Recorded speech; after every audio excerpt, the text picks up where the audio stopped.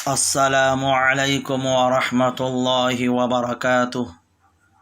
بسم اللہ الرحمن الرحیم۔ سود اور قرض کے بارے میں حضرت عبداللہ بن عباس رضی اللہ عنہما نے کہا کہ اسلامی ملکوں میں جو شخص سود چھوڑنے پر تیار نہ ہو تو خلیفہ وقت کی ذمہ داری ہے کہ وہ اس سے توبہ کرائے اور باز نہ آنے کی صورت میں اس کی گردن اڑا دے۔ تم اگر اصل پیسے سے زیادہ وصول کرو گے تو یہ تمہاری طرف سے ظلم ہوگا، اور اگر تمہیں اصل پیسے بھی نہ دیا جائے تو یہ تم پر ظلم ہوگا، اور اگر کوئی تنگی والا ہو تو اسے آسانی تک مہلت دینی چاہیے، اور صدقہ کرو تو تمہارے لیے بہت ہی بہتر ہے اگر تم میں علم ہو۔ اور اس دن سے ڈرو جس میں تم سب اللہ تعالیٰ کی طرف لوٹائے جاؤ گے، اور ہر شخص کو اس کے اعمال کا پورا بدلہ دیا جائے گا اور ان پر ظلم نہیں کیا جائے گا۔ قرضوں کی بہت ضرورت پڑتی ہے، کیونکہ سود تو ویسے ہی حرام ہے، اور ہر شخص صدقہ و خیرات کی استطاعت نہیں رکھتا، اسی طرح ہر شخص صدقہ لینا پسند نہیں کرتا۔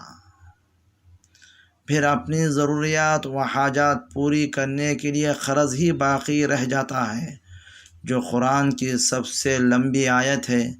اللہ تعالیٰ نے قرض کے سلسلے میں ضروری ہدایت دی ہے، لڑائی جھگڑے کا باعث نہ بنے۔ اس کے لیے ایک حکم یہ دیا گیا ہے کہ مدت کا تعین کر لو، دوسرا یہ کہ اسے لکھ لو، اور تیسرا یہ کہ اس پر 2 مسلمان مرد کو یا ایک مرد اور 2 عورتوں کو گواہ بنا لو۔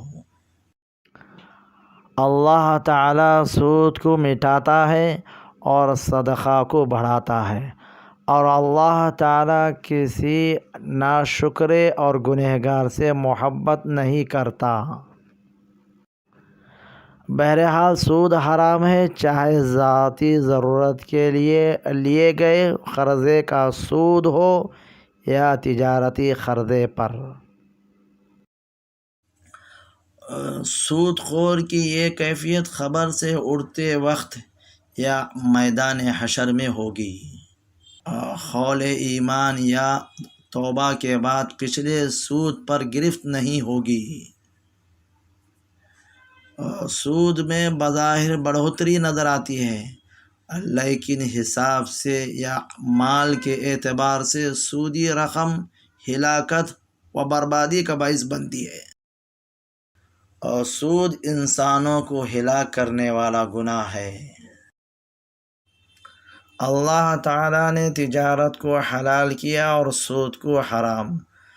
جو شخص اپنے پاس آئی ہوئی اللہ تعالیٰ کی نصیحت سن کر رک گیا، اس کے لیے گرفت نہیں ہوگی۔